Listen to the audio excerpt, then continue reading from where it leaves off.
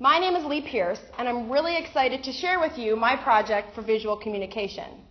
My plan for the project, which I call Speak Radically, was to send a message that I was a person interested in the role that speech plays in the public, and specifically, I'm interested in the way that it can promote social change and justice, both inside and outside the classroom. My other goal was to look a little bit about the relationship at media and time that have to do with the way that speech is perceived. My goal was to provide a sort of disorientation to the audience that made them question easy distinctions we make between new technologies and old technologies, or what is new and what is old.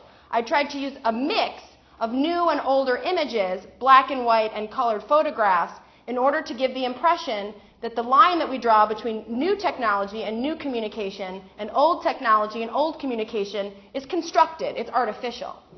The technique that I used was to input a Photoshop image of my own hands speaking, holding an iPad as my teleprompter or projector, into a black and white older image of a crowd outside of, it's actually a Michael Jackson concert, but clearly, I don't want you to think that I'm Michael Jackson.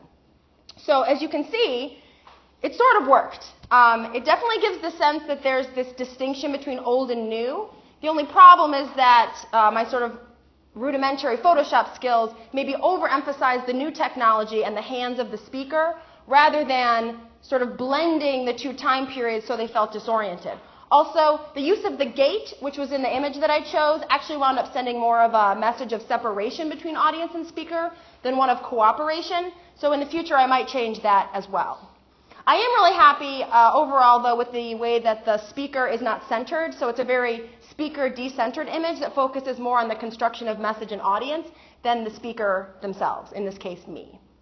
So overall, I'm really happy with the project. I think it sends the message that I want as a contemporary rhetorical critic who's interested in promoting speech and specifically speaking truth to power, which is why I chose the statement that I chose.